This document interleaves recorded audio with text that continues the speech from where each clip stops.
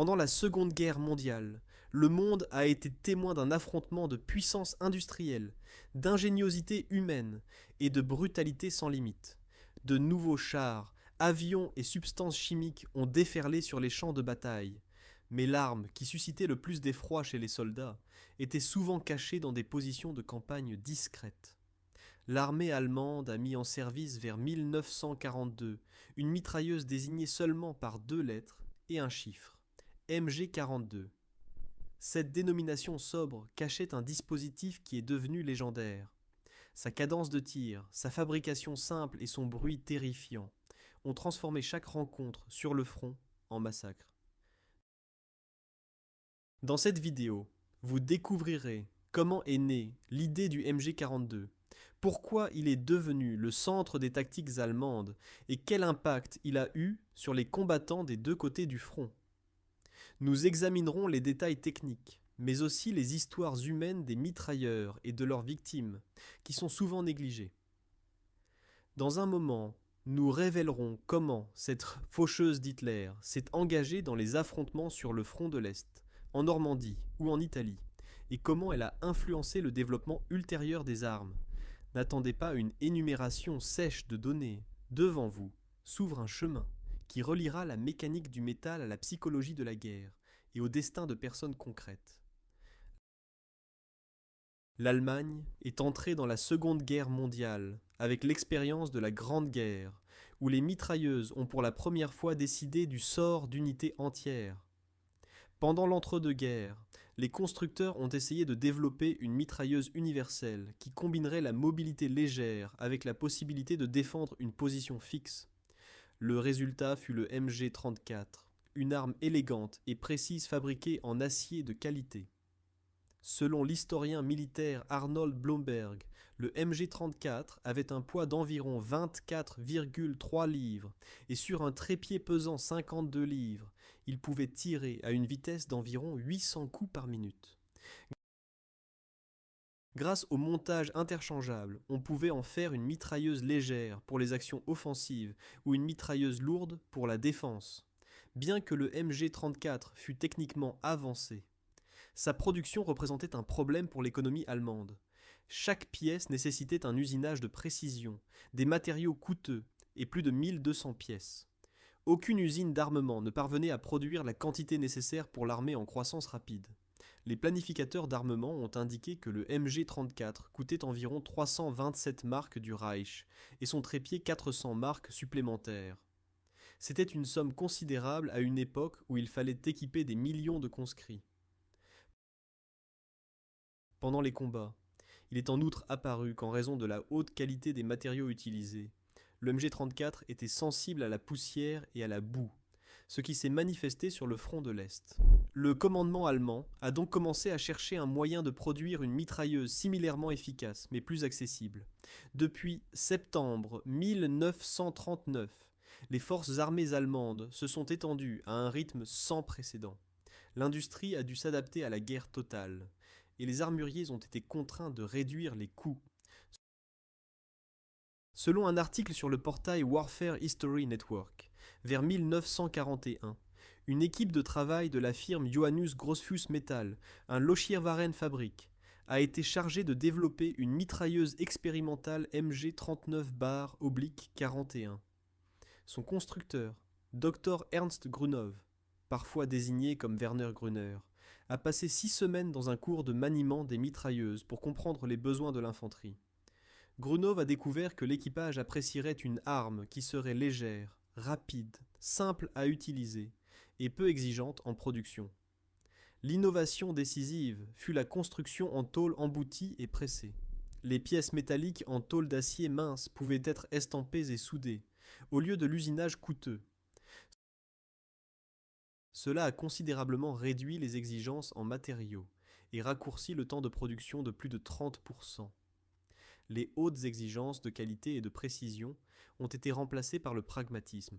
Dans les usines de Suhl, Borsigwald, Vienne ou Dobeln, naissait ainsi une arme que les soldats ont bientôt surnommée Hitler Sage, la scie d'Hitler.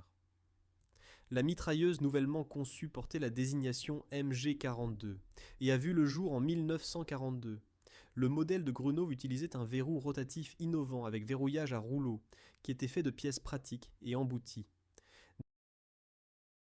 Dès que le tir développait une pression, le verrou déverrouillait le canon à l'aide de rouleaux, permettant ainsi un mouvement éclair vers l'arrière et l'avancement de la bande de cartouche.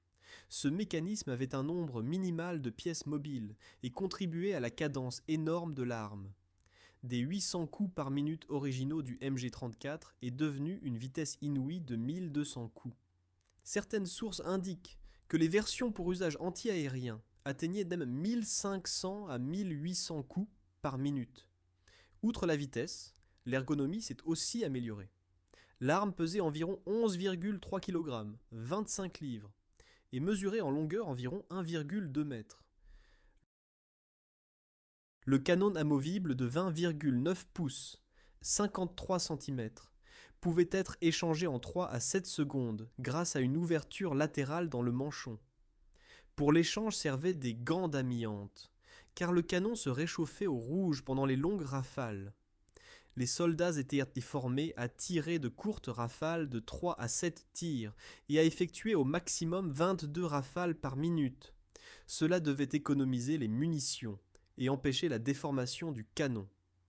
Dans cette vidéo, vous découvrirez comment ces améliorations techniques se sont répercutées sur la tactique et comment le MG42 a changé la composition des sections d'infanterie.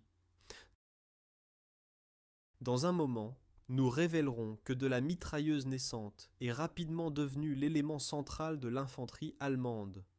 Le MG42 a reçu beaucoup de surnoms.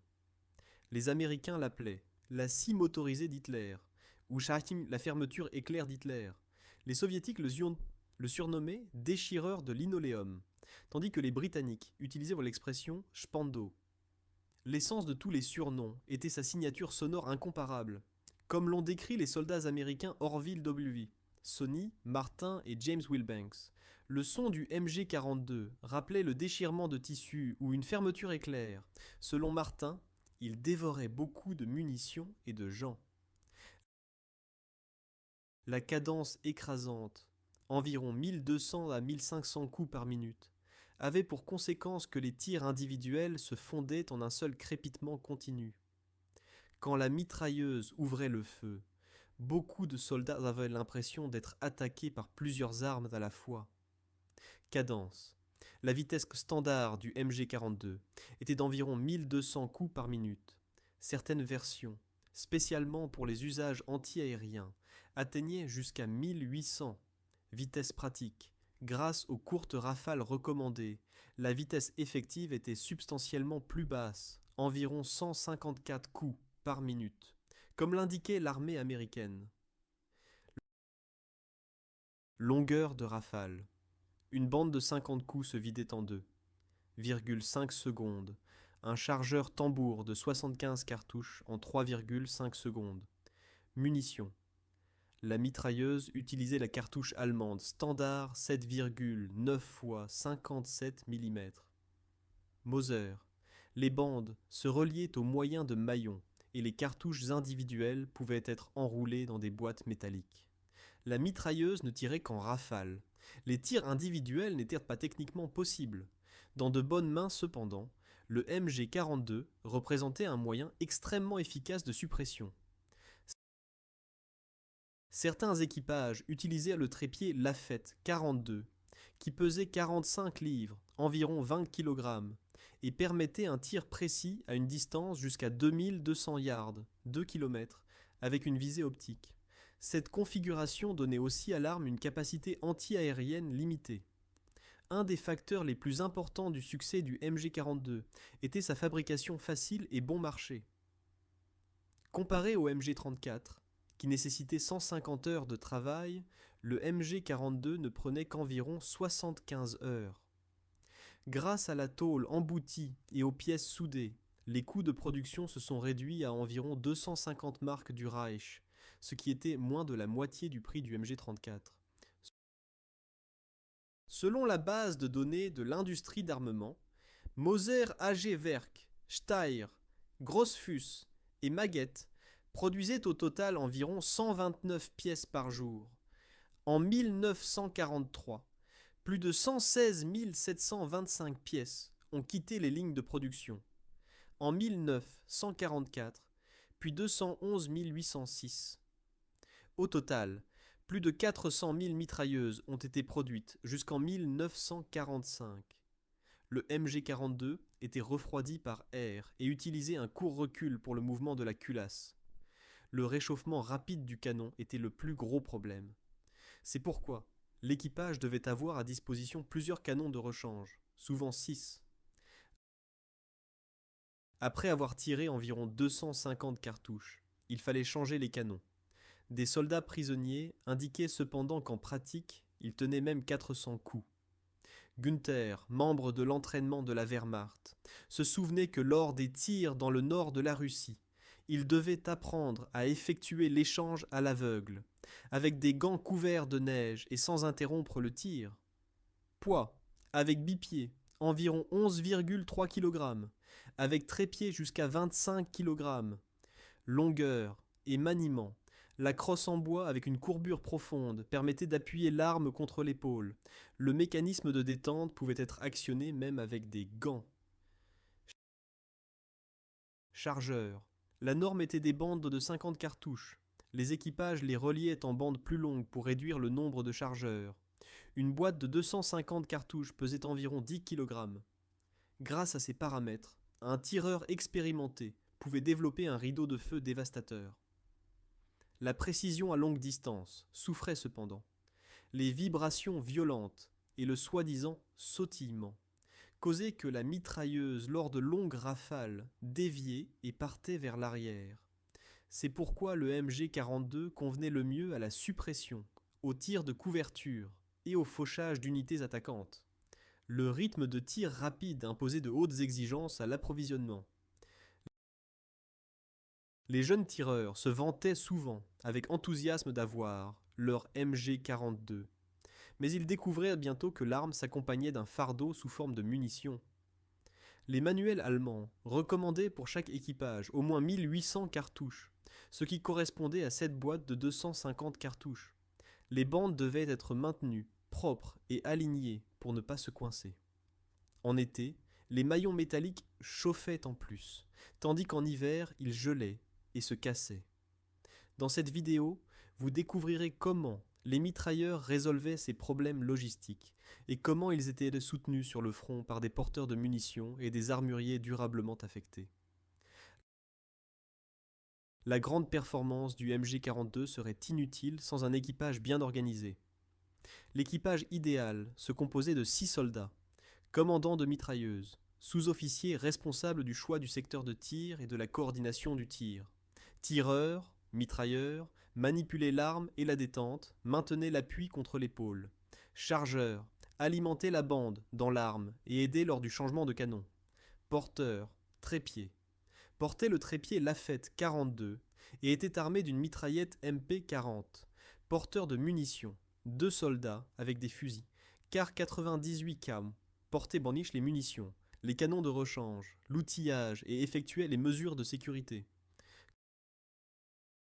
Comme la guerre se prolongeait et que l'Allemagne faisait face à un manque de personnel, les équipages se sont réduits à 4 ou 3 hommes. Sur certaines sections du front de l'Est, la mitrailleuse devenait la base d'une section autonome, que seuls 2 autres fantassins assuraient au combat. Dans un des mémoires, il est indiqué qu'en situation extrême, un seul soldat servait le MG42, tandis que ses compagnons d'armes ne portèrent que les munitions et surveillaient les alentours. Le MG42 est devenu si important qu'il a changé la structure de toute l'infanterie allemande. Les systèmes originaux, dans lesquels les mitrailleuses ne faisaient que soutenir les tireurs, ont été renversés. Selon l'étude de Warfare History Network, une compagnie d'infanterie allemande de 150 hommes en 1944 avait environ 15 mitrailleuses MG42, pour lesquelles 30 à 50 hommes d'équipage suffisaient. L'escouade d'infanterie se composait de 10 soldats, le commandant, 2 mitrailleurs et 7 fusiliers. Alors qu'avant la guerre, les escouades de mitrailleuses étaient relativement nombreuses, la nouvelle structure donnait aux mitrailleuses un rôle central et les fusils remplissaient principalement une fonction de soutien. La conséquence pratique était une puissance de feu plus élevée et la capacité d'arrêter efficacement les attaques. La tactique allemande reposait sur plusieurs principes. Surprise, les mitrailleuses se camouflaient et préparèrent le tir au moment où l'ennemi entrait dans la zone mortelle. Tir et mouvement, l'équipage de la mitrailleuse se déplaçait entre plusieurs positions préparées pour tromper l'ennemi. Tactique Stellungswechsel. Tir coordonné. Plusieurs mitrailleuses créaient un tir croisé qui couvrait différentes directions et empêchait le contournement. Économie de munitions. Bien que le MG42 fût connu pour sa voracité, l'équipage devait tirer des rafales seulement en cas de besoin et économiser les bandes pour les moments décisifs. Position alternative. Outre le foyer principal, l'équipage avait des positions latérales et arrière préparées, appelées Schweig MG, silencieux, où il pouvait se déplacer lors de la destruction ou de la découverte de la position originale. En défense, le MG42 était habituellement installé sur trépied et enterré dans une position couverte. Les Allemands préféraient les contrepentes ou les lisières avant des forêts, pour que l'arme soit cachée et puisse en même temps arroser les ennemis de tirs de flanc. Au moment de l'attaque ou lors de l'élimination des percées, l'équipage se déplaçait en tir semi-direct avec bipied. Lors d'attaques, les mitrailleuses couvraient l'avancée des fantassins depuis des positions élevées. Dès que les sections d'infanterie progressaient, les mitrailleuses se déplacèrent vers de nouvelles positions pour maintenir un tir ininterrompu. Les jeunes soldats apprenaient qu'ils devaient assurer les mitrailleurs pendant le déplacement, leur creuser des tranchées et transporter les munitions. La mitrailleuse créait alors un mur de fer, de feu, derrière lequel les unités d'attaque pouvaient y progresser. Dans cette vidéo, vous découvrirez comment ces tactiques fonctionnaient en pratique et quels sentiments éprouvaient les mitrailleurs quand ils regardaient les formations ennemies se désintégrer sous leurs tirs. Dans un moment, nous révélerons des histoires concrètes du jour J, du front de l'Est et des montagnes italiennes. Un des exemples les plus connus de déploiement du MG42 est l'histoire de Heinrich Severloh. Ce jeune soldat allemand fut affecté au printemps 1944 comme chauffeur et ordonnance auprès d'un officier en Normandie. Sur la section WN 62, à l'extrémité, et d'Omaha Beach, se trouvaient plusieurs nids de mitrailleuses qui devaient retenir le débarquement allié. Severloh arriva dans la nuit du 5 au 6 juin à sa position et attendit que les premières embarcations de débarquement s'approchent. Selon ses souvenirs qu'il a rédigés plus tard, il disposait d'un MG42, de réserve de bande et de plusieurs canons de rechange. Severloh reçut l'ordre d'ouvrir le feu seulement quand les Américains seraient dans l'eau jusqu'à la ceinture. Quand vers 6h30 du matin, les bateaux se sont approchés à une distance de 450 mètres, il a commencé à tirer en courtes rafales. Dans un entretien après-guerre, il décrivait que chaque rafale de 3 secondes laissait sur la plage un chemin de corps morts. Pendant la matinée, il a changé plusieurs canons, et quand les bandes de cartouches s'épuisaient, il utilisa aussi son fusil Mauser. Selon l'article de Warfare History Network, Severloh a tiré environ 12 000 cartouches. Une autre source indique 13 500 tirs et 400 coups de fusil. Cela correspond à plus de 400 kg de munitions, et certains auteurs soulignent qu'une telle quantité serait difficilement portée par une seule personne. Les historiens ne s'accordent pas sur le nombre exact de touchés, mais des récits de soldats américains, il ressort que le foyer WN-62 était parmi les plus destructeurs. Vers 10 à 12 heures, seules 2 mitrailleuses restaient en service sur cette position. Severloh a finalement survécu et en 1963, il a visité les États-Unis où il a rencontré l'aumônier américain David Lewis qu'il avait grièvement blessé pendant le débarquement. Les deux hommes sont devenus amis et leur histoire est devenue un symbole de réconciliation. Néanmoins, Severloh s'est débattu jusqu'à sa mort avec un sentiment de culpabilité. Son aveu montre combien rude pouvait être la charge psychologique d'un mitrailleur. Bien qu'il accomplît un ordre et protégeât ses compagnons d'armes, il devait vivre avec la conscience que pendant quelques heures il avait tué ou mutilé des centaines de personnes. Une autre image terrifiante du MG42 émerge des mémoires de soldats allemands combattant contre l'Union soviétique. Sur le front de l'Est se décidait non seulement la tactique militaire, mais aussi l'endurance physique. Les hivers glacials, le printemps boueux et les étés chauds représentaient une charge extrême pour les machines et les hommes. Selon un témoignage capturé dans l'article du National Security Journal, le MG42 était admiré pour sa fiabilité. Il parvenait à fonctionner dans les dunes sablonneuses d'Afrique du Nord comme dans les steppes russes. Les soldats luttaient cependant contre le manque de munitions. Chaque bande de cartouches pesait environ 3 kg. L'équipage portait au moins 1800 cartouches, ce qui signifiait une charge de plus de 50 kg rien qu'en munitions. S'y ajoutaient les canons de rechange et le trépied. Les mitrailleurs utilisaient donc le brouillard pour s'approcher au maximum. Dès qu'ils se mettaient en mouvement, il était presque impossible de les ravitailler sous le feu. Certains mémoires décrivent que le tireur, dans l'hiver sibérien, devait en outre protéger les maillons métalliques de la bande du gel. Il les portait sous sa veste et, avant le tir, les réchauffait avec la chaleur corporelle. Les unités de Fallschirmjäger, parachutistes, que Hitler, après l'invasion de la Crète, n'a plus jamais envoyé dans un autre parachutage, sont devenus à la fin de la guerre une force d'infanterie d'élite. Dans les ruines de l'abbaye de Monte Cassino en hiver 1944, le MG42 est devenu le principal moyen de défense. Les unités parachutistes devant défendre de larges bandes de terrain brisées et les mitrailleuses 42, installées dans les ruines, parvenaient à arrêter les attaques répétées des Britanniques, Polonais et Néo-Zélandais.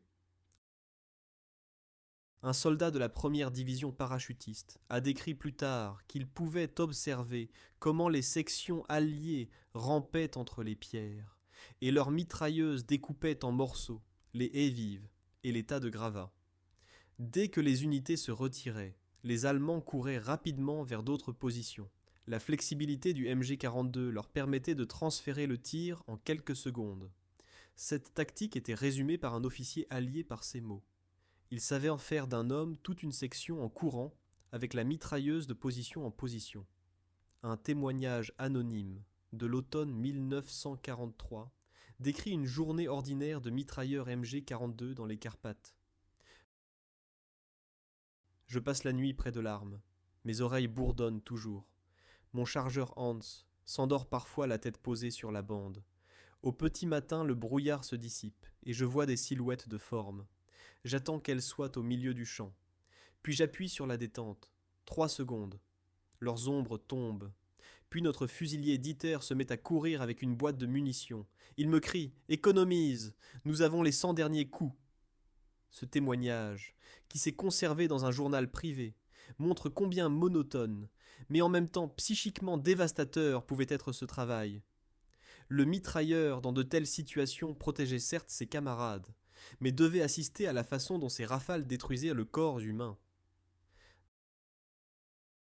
Dans cette vidéo, vous découvrirez d'autres histoires humaines qui nous permettront de regarder derrière les statistiques et de montrer le vrai coût de l'arme à tir rapide. Dans un moment, nous révélerons que l'épuisement physique n'était pas le seul défi auquel les mitrailleurs faisaient face. Le MG42 est devenu partie de la guerre non seulement par sa technologie, mais aussi par sa psychologie.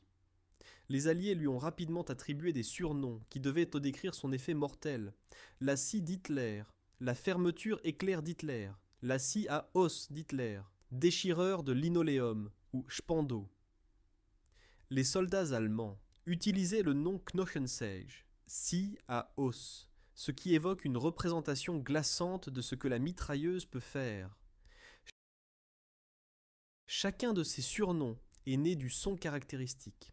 La cadence extrême causait que les tirs individuels se fondaient en un ton aigu continu, qui rappelait le déchirement de linoléum ou la coupe d'os. Selon Orville Martin, participant de la 13e division blindée américaine, le MG42 sonnait comme un zip. Les soldats, qui était exposé à son tir pour la première fois, décrivait la sensation de se retrouver sur un champ de bataille plein d'armes ennemies. Dans beaucoup de cas, dès les premiers tirs, ils se jetaient au sol et essayèrent de se cacher. Cet instinct avait un impact fondamental sur le développement de la tactique. Les unités américaines et britanniques devaient desserrer leurs attaques et compter sur le soutien d'artillerie ou de chars pour la couverture. Le son terrifiant du MG42 était si démoralisant que le commandement américain a créé un film d'entraînement qui devait donner du courage aux soldats. Dans le film apparaissait une scène où un bleu se couche sous le tir de mitrailleuse, et le narrateur dit avec exagération que personne d'autre de sa section n'est troublé par le son.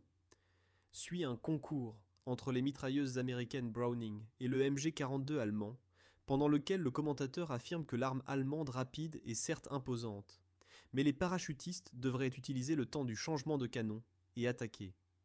Le film finit par cette assurance. Leur morsure n'est pas aussi méchante que leur aboiement. Cet effort propagandiste essayait de supprimer la peur du son, mais les vétérans se souviennent que la réalité était différente. Comme l'a indiqué un officier américain en Normandie française, l'attaque sur un MG42 en direct était considérée comme un suicide. Les soldats préféraient attendre un coup d'artillerie ou un char qui parvenait à faire taire le nid de mitrailleuses. Le film a cependant prouvé une vérité. Le changement de canon durait quelques secondes, pendant lesquelles la mitrailleuse devenait vulnérable. Les soldats alliés ont appris à reconnaître les pauses entre les rafales et à les utiliser pour progresser. L'effet psychologique du MG42 ne se limitait pas seulement aux soldats. Les civils dans les zones de combat s'habituaient à associer le son spécifique au danger imminent. Dans le journal d'un fermier polonais, c'est conservé qu'en hiver 1944, les habitants préféraient se cacher dans les caves dès qu'ils entendaient le grincement fou, car ils savaient que cela signifiait une bataille proche. En combinaison avec la propagande qui faisait du MG42 l'incarnation de la supériorité technique nazie, l'arme est devenue un symbole d'horreur. Même après la guerre, elle apparaissait dans les films d'après-guerre et les mémoires comme signe de l'efficacité combative allemande. Dans cette vidéo, vous découvrirez comment la peur et le respect se mêlaient à l'admiration pour la solution technique et comment le MG42 a façonné la perception de la technologie allemande mortelle. Dans un moment, nous révélerons quelles limites et quels problèmes les mitrailleurs devaient surmonter. Tout soldat ne devenait pas mitrailleur. Le système d'entraînement allemand sélectionnait pour le service des mitrailleuses les plus forts et les plus disciplinés. Les soldats devaient éprouver leur capacité à penser rapidement, coopérer en équipe et supporter un stress extrême. L'enseignement incluait non seulement le service technique de l'arme, mais aussi la tactique, les premiers secours, les signaux et l'estimation de distance. Les candidats s'entraînaient au changement de canon dans diverses conditions, dans le sable, la boue et la neige. Les instructeurs arrosèrent parfois pendant l'entraînement les mains des mitrailleurs avec de l'eau pour simuler la sueur, et utilisèrent nécessairement des gants d'amiante. Le mitrailleur sur le front devait alors maîtriser beaucoup plus. Par temps froid, le canon collait aux mains. Par temps chaud, au contraire, les brûlures menaçaient. Le long séjour dans la tranchée signifiait sous-alimentation, mauvaise hygiène et stress permanent. Le soldat qui tirait du MG42 était en outre une cible facile. Selon l'habitude, les tireurs d'élite et l'artillerie ennemie le visaient, car faire taire la mitrailleuse signifiait ouvrir l'espace pour l'attaque. En pratique, le mitrailleur n'était pas seulement tireur, il était en même temps logisticien. Une bande standard de 50 coups pesait presque 3 kg. Si l'équipage portait 1800 cartouches, cela correspondait à presque 110 kg de poids de munitions. S'y ajoutèrent les canons de rechange, chacun d'un poids de plus d'1 kg, le trépied, les armes personnelles et la nourriture.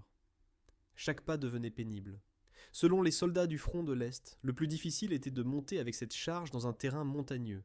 Plusieurs fois, ils devaient y faire rouler les caisses de cartouches sur les pentes et revenir en chercher d'autres. Les mitrailleurs se sentaient ainsi parfois plutôt comme des porteurs. On disait que la mitrailleuse est le privilège des dos solides. Selon les témoignages d'Italie, les Fallschirmjäger étaient vraiment capables de porter le MG42 avec les munitions sur des rochers escarpés pour surprendre l'ennemi par un tir inattendu d'en haut. Une grande partie du public voit dans le mitrailleur un soldat insensible qui tire dans les foules. La réalité était cependant plus complexe. Beaucoup d'équipages de MG42 se rendaient compte que leur arme avait un effet destructeur énorme. Dans les journaux de guerre apparaissent des descriptions de comment ils voient en rêve la nuit les visages des soldats tomber, comment ils entendent le chant de la mitrailleuse même en dormant, et comment ils craignent le jour du jugement. Heinrich Severloh décrivait que les corps des Américains d'Omaha Beach lui apparaissaient devant les yeux chaque fois qu'il s'asseyait pour manger. Certains soldats essayaient de dépersonnaliser leurs tâches. Ils parlaient de faucher le blé ou tondre l'herbe pour se protéger du poids de la réalité. D'autres sources indiquent que les équipages essayaient de tirer sur les parties supérieures du corps pour que les ennemis meurent rapidement et ne souffrent pas. L'entraînement incluait aussi la préparation psychologique. Les instructeurs rappelaient que la mitrailleuse protège les vies des camarades. Si la mitrailleuse échoue, l'unité est menacée. Cet argument devait réduire le sentiment de culpabilité et renforcer le sentiment du devoir. Néanmoins, après la guerre, beaucoup d'anciens mitrailleurs se débattaient avec le syndrome de stress post-traumatique, bien que ce terme ne fût pas connu alors. Le moment le plus dangereux pour l'équipage du MG42 était le changement de canon. Le processus durait 3 à 7 secondes, pendant lesquelles le tireur devait ouvrir le couvercle latéral, sortir le canon chauffé et insérer le nouveau. Cette pause était la seule chance pour l'ennemi de progresser. Certains vétérans se souvenaient qu'ils préféraient se brûler plutôt que de perdre ces précieuses secondes. D'autres déchiraient leurs gants pour garder la sensation dans les doigts. Les soldats américains, selon les films d'entraînement, apprenaient à reconnaître cette pause et à se lancer à l'attaque au moment où cessait le crépitement de la mitrailleuse. En réalité cependant, cette pause était si courte que beaucoup d'attaques finissaient en massacre. Le MG42 était pour les Alliés une cible prioritaire. Les snipers recevaient souvent pour mission d'éliminer le mitrailleur. L'artillerie essayait de faire taire le nid de mitrailleuses par une salve. Les mitrailleurs allemands devaient donc non seulement savoir tirer rapidement, mais aussi disparaître rapidement. La tactique Stellungswechsel leur enseignait à changer constamment de position et à creuser des emplacements de rechange. Dans cette vidéo, vous découvrirez comment les mitrailleurs se défendaient contre les tireurs d'élite, quelle importance avait le camouflage et comment le MG42 est devenu partie des ensembles d'artillerie et anti-aériens. Dans un moment, nous révélerons comment le MG42 intervenait dans les batailles, dans le contexte plus large de toute la guerre. Grâce à sa vitesse et sa légèreté, le MG42 a changé le visage de la tactique allemande. Tandis que les Alliés mettaient l'infanterie au premier plan et avaient les mitrailleuses comme moyen de soutien, la Wehrmacht a renversé cette conception. La mitrailleuse est devenue le centre de l'unité. Autour d'elle se groupaient les tireurs avec fusils. Cette approche a permis aux Allemands de créer un barrage de feu continu avec moins d'hommes, ce qui était important surtout dans les phases ultérieures de la guerre, quand ils souffraient du manque de personnel. Les compagnies et bataillons individuels ont appris à utiliser le MG42 aussi, dans le rôle de mitrailleuse lourde, quand c'était nécessaire. Sur trépied avec optique, le MG42 parvenait à fournir un tir précis à une distance de plus d'1 kilomètre. Dans cette configuration, il est devenu indispensable pour la défense des ponts, défilés et carrefours clés. Dans les opérations mobiles, jouait plutôt le rôle de la légèreté. Un soldat pouvait jeter la mitrailleuse sur l'épaule et être de nouveau en action en quelques minutes. Le MG42 a été déployé en Afrique, en Union soviétique, en Italie et lors de la défense du mur de l'Atlantique. En Afrique du Nord, les soldats allemands ont apprécié la simplicité de l'entretien, la poussière et le sable qui influençaient défavorablement le MG34 n'avait presque aucun effet sur le MG42. En Union soviétique, la mitrailleuse fonctionnait aussi dans les gels grâce aux tolérances généreuses dans les mécanismes. En Normandie, en juin 1944, le MG42 est devenu le cauchemar des unités américaines. Les lignes fortifiées du mur de l'Atlantique étaient construites pour que les armes couvrent les sections de plage en croix. Les MG42 balayaient vague après vague de soldats alliés. À Omaha, les unités devant percer à travers le tir direct. Les équipages utilisaient la tactique grass cutting. Ils tiraient environ 45 cm au-dessus du sol pour toucher les soldats et ceux qui essayaient de soulever les blessés. En Italie, les mitrailleuses tenaient les défilés montagneux et forcèrent les Alliés à attaquer en petits groupes qui pouvaient être facilement arrêtés. Dans les Ardennes, en hiver, 1944 à 45, le MG42 soutenait les attaques offensives, quand les Allemands essayaient de percer les lignes alliées. Pendant cette opération, le MG42 était souvent monté sur des jeeps ou des transports blindés pour accompagner l'infanterie dans l'avance rapide. Bien que le MG42 représentât un miracle technologique, il avait aussi ses faiblesses. La haute cadence menait à une consommation rapide de munitions, et l'arme se surchauffait rapidement. Comparé au Browning américain M1919, il fallait des changements de canon plus fréquents. De plus, manquait la possibilité de tirer des coups individuels, ce qui rendait difficile le tir précis à distance et l'économie de munitions. Certains équipages se débattaient, avec l'imprécision lors de longues rafales, car les vibrations et le recul déplacèrent le canon. Un autre problème était la charge de munitions qui ralentissait les déplacements. Les mitrailleurs et leurs porteurs étaient facilement fatigables en marche, ce qui réduisait leur capacité à manœuvrer rapidement. Après épuisement des réserves, la mitrailleuse devait soit se taire, soit l'équipage risquait une course vers l'arrière pour le réapprovisionnement, souvent sous le feu. Le MG42 s'installait couramment sur véhicules, transports semi-chenillés, chars Panther et Tiger ou automobiles blindées. Pendant les combats de retraite en 1945, il servait à la suppression des attaques d'infanterie et à la protection des véhicules contre les attaques anti-chars. Dans certains cas, il était relié à l'affût permettant le tir anti-aérien. La haute vitesse de tir convenait bien à la destruction d'avions volant bas. Dans les combats urbains, le MG42 se fixait aux fenêtres et meurtrières pour couvrir les carrefours et rues étroites. Le MG42 a intéressé non seulement les soldats alliés, mais aussi les constructeurs. L'armée américaine a essayé en 1943 de construire sa propre version, désignée T-24, qui utiliserait la cartouche 30-06 Springfield. La transformation s'est cependant heurtée à un échec. L'arme était peu fiable et le projet fut abandonné. Après la guerre, cependant, les constructeurs des firmes Sako et General Electric sont revenus à l'idée, et la mitrailleuse M60 est née, qui utilisait le principe du MG42 et FG42. L'Allemagne, après la guerre, a de nouveau introduit une variante du MG42, adaptée à la cartouche OTAN 7,6 x 50 et 1 mm. De cette arme est né l'OMG3, qui est encore aujourd'hui dans l'armement de la Bundeswehr et d'autres armées. Les variations du MG42 ont servi de modèle aussi pour les constructions suisses, espagnoles, autrichiennes, belges et américaines. Dans les mémoires de vétérans américains et britanniques, le MG42 apparaît souvent comme symbole de peur et de respect.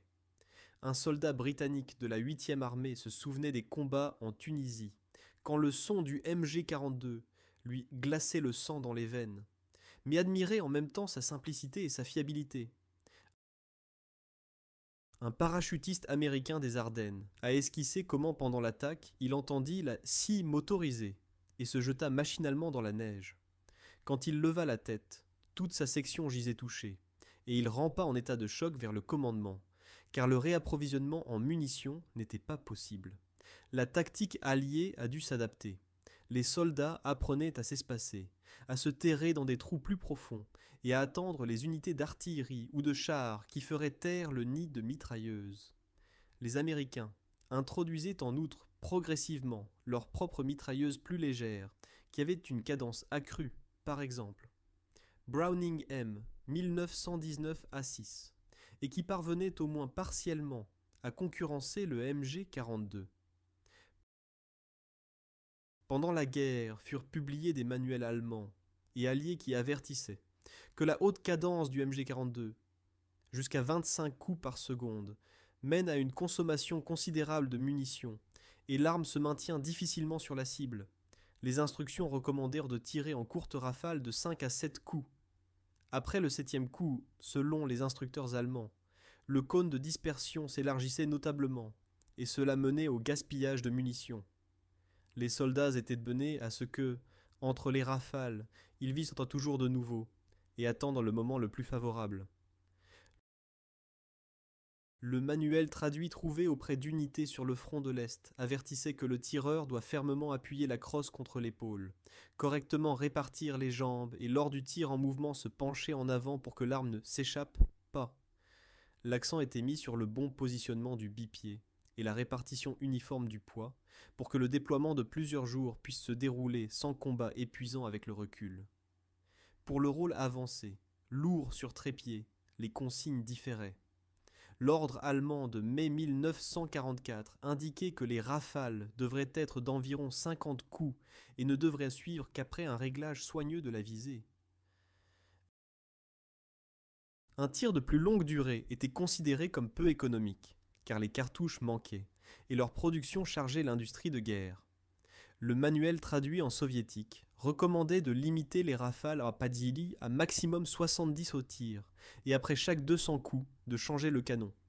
Ces instructions montrent que la discipline était une partie clé de l'entraînement. Même sur les fronts les plus sauvages, on comptait les cartouches, et on s'efforçait à l'utilisation la plus efficace du tir. L'infanterie allemande était enseignée à calculer combien de courtes rafales elle pouvait se permettre pour tenir jusqu'à l'arrivée des renforts.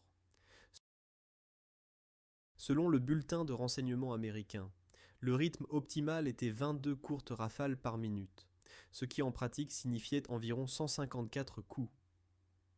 Ces recommandations prouvent que même les Allemands ne tiraient pas le MG42 à la hanche. Ils comprenaient que chaque balle peut décider du résultat et qu'un canon surchauffé peut menacer toute la section. Maintenir la discipline au tir était difficile surtout pendant les attaques de masse, mais justement la capacité de tirer de courtes rafales et d'économiser le canon décidait souvent de la survie de l'équipage. L'énorme demande pour le MG42 ne s'est pas passée sans charge industrielle massive.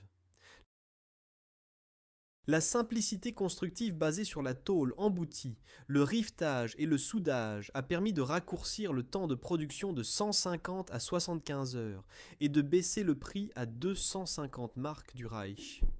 Néanmoins, il fallait une force de travail énorme. En 1944, l'usine Berlin-Lübecker Maschinenfabrik à Lübeck employait 3809 travailleurs, dont 1931 hommes allemands, 539 femmes allemandes, 467 étrangères, 752 étrangers et 120 prisonniers de guerre. Ces gens, beaucoup d'entre eux déployés de forces de France, Pologne ou Union soviétique, étaient logés dans des baraquements dans l'enceinte et travaillaient en service continu de 3 équipes.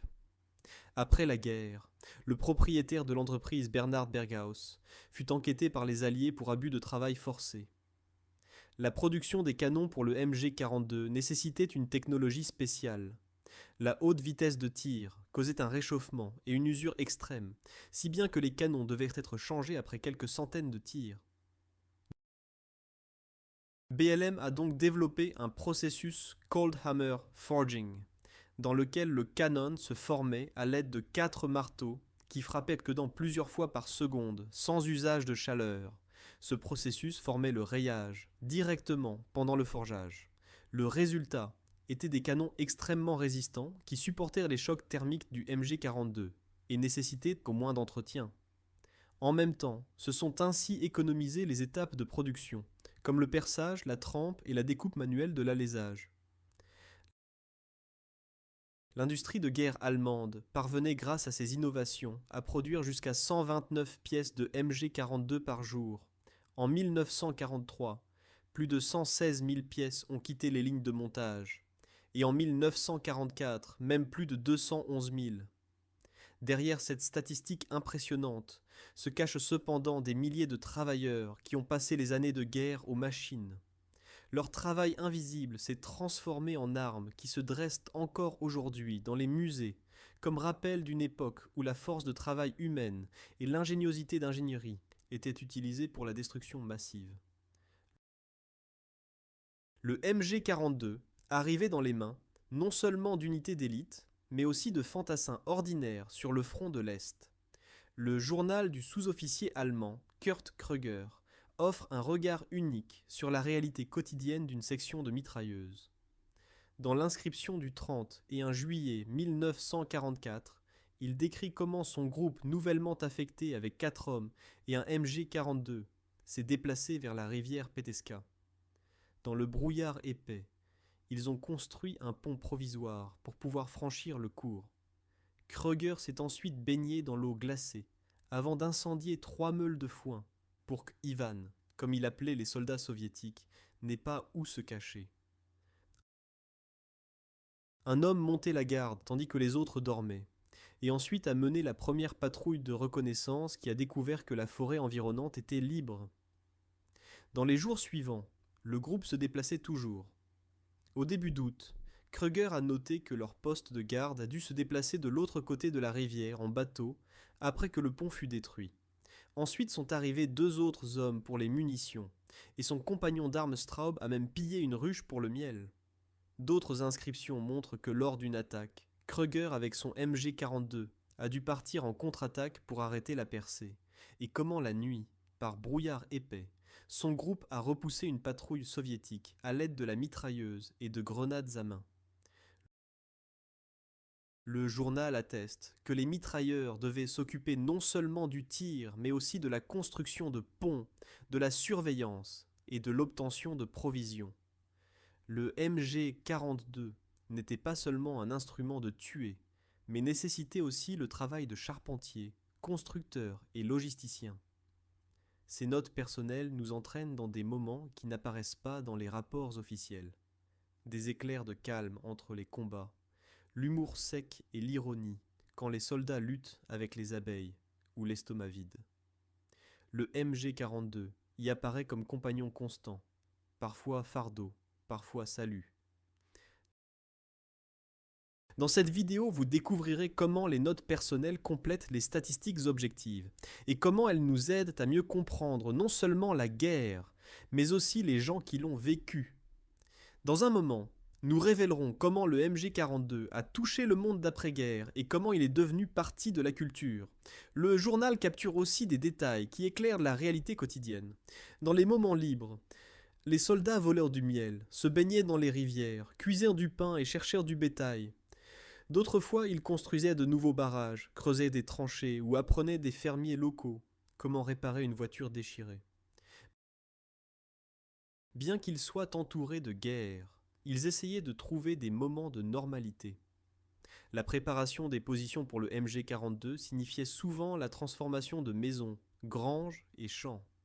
La propriété civile se changeait en fortification, et les habitants locaux devaient supporter les travaux forcés et les réquisitions.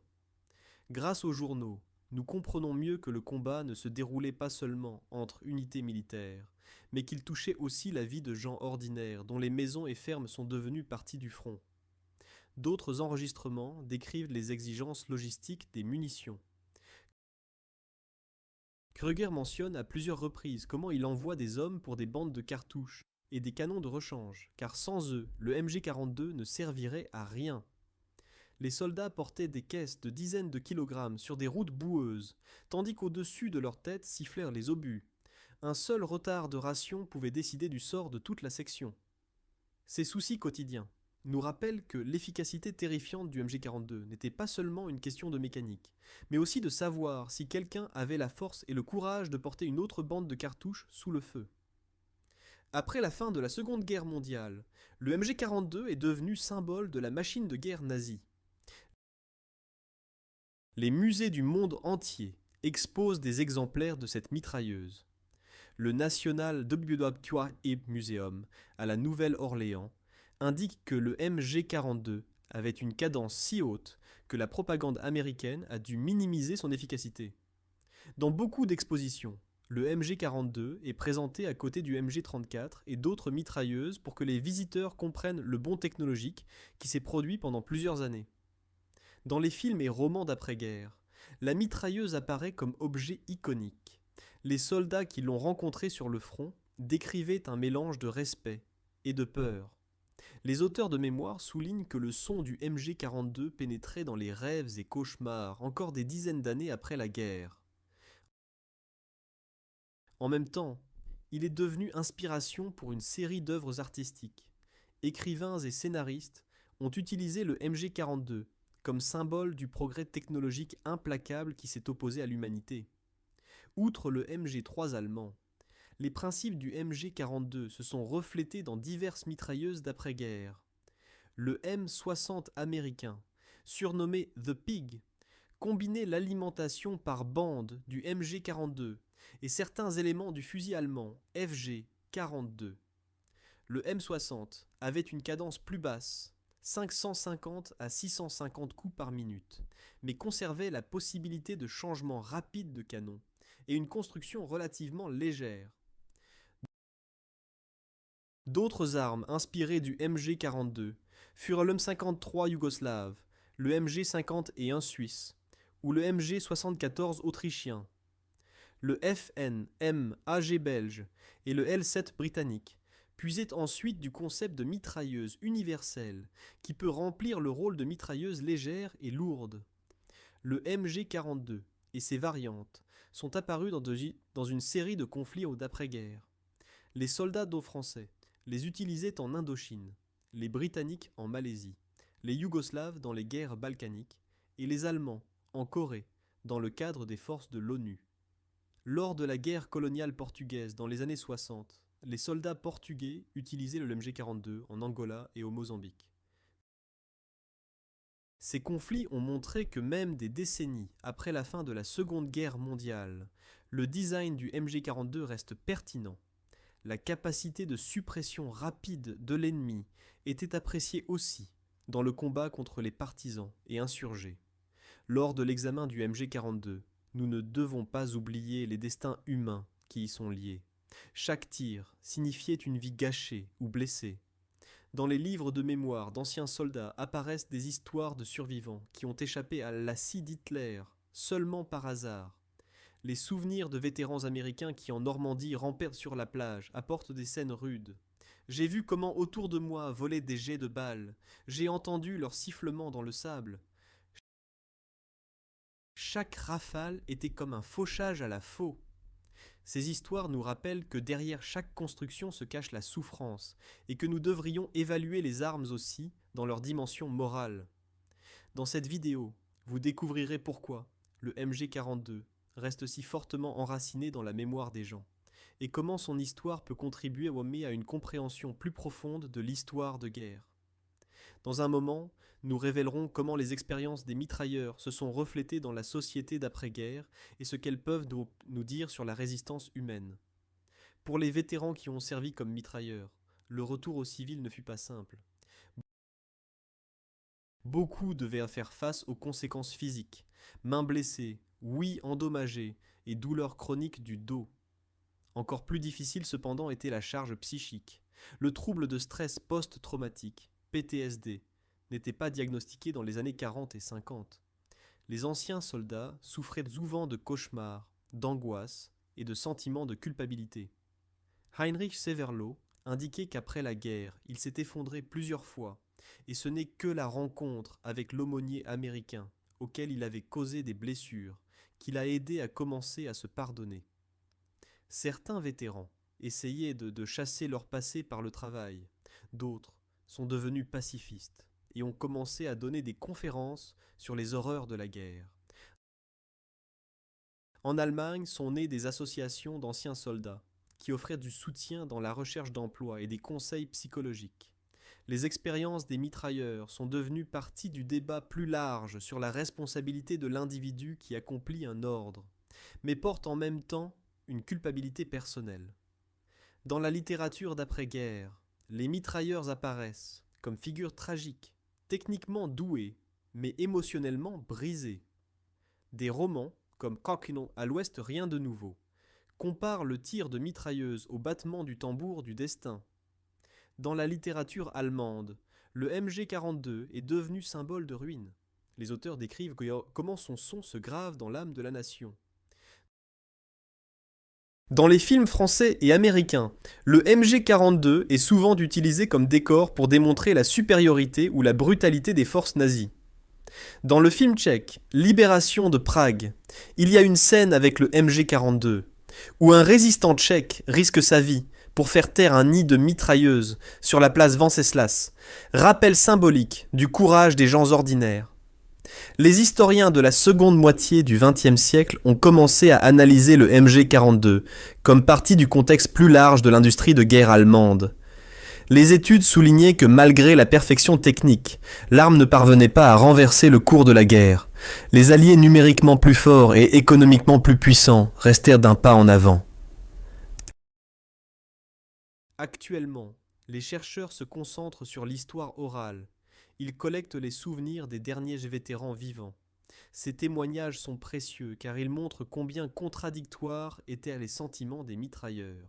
D'un côté, la fierté de la capacité de défendre ses camarades, de l'autre, le traumatisme et le regret des vies gâchées. Dans les années 80 et 90, se tenaient en Allemagne et en France des rencontres de vétérans où se rencontraient d'anciens ennemis. Les mitrailleurs de MG42 rencontraient des vétérans américains et britanniques pour discuter ensemble de leurs expériences. Il en est né une plateforme unique de réconciliation. Un vétéran américain, lors d'une telle rencontre, a déclaré « Ce son, je ne l'oublierai jamais. Mais aujourd'hui, je parle avec l'homme qui servait cette mitrailleuse. Au lieu de haine, je ne ressens que de la compassion. » Des rencontres similaires ont mené à la compréhension que les soldats des deux côtés étaient souvent victimes de décisions politiques et de propagande. Dans cette vidéo, vous découvrirez comment de telles rencontres peuvent contribuer à la paix et comment les histoires d'individus enrichissent notre compréhension de l'histoire. Dans un moment, nous révélerons que même après une expérience si terrible, peut suivre un chemin vers le pardon et la réconciliation. Le MG42 reste une des mitrailleuses les plus connues de l'histoire. Son développement montre comment les exigences de guerre accélèrent les innovations et comment les pressions économiques peuvent se transformer en avantages techniques. L'arme qui devait réduire les coûts et simplifier la production est devenue symbole de force destructrice qui parvenait à changer la tactique d'armées entières. Cette histoire cependant n'est pas seulement sur le métal et la machine, elle est aussi sur les gens qui servaient cet MG42 et faisaient face à ses effets. Les mitrailleurs étaient contraints de porter une énorme charge physique et psychique. Certains sont devenus des légendes, d'autres sont restés inconnus, mais tous faisaient face au dilemme moral. Ils protégeaient leurs compagnons d'armes, mais en même temps détruisaient les vies d'autres. Leur destin nous mène aux questions de comment. La guerre forme le caractère et comment faire face à son propre passé. Le travail terrifiant des mitrailleurs de MG42 nous rappelle que derrière chaque innovation technique se tient l'expérience humaine. L'arme qui ravageait les champs de bataille, il y a 80 ans, résonne encore dans la culture et la mémoire. Aujourd'hui, quand les armées modernes utilisent des systèmes plus sophistiqués, il est important de ne pas oublier quel impact ont eu les inventions précédentes sur la société et les valeurs morales. Si cette histoire vous a intéressé, soutenez notre travail en donnant un like à la vidéo et en la partageant avec vos amis. Vos réactions nous motivent à apporter d'autres regards en profondeur sur l'histoire et à montrer comment les conflits passés forment notre présent. Merci de nous avoir regardés.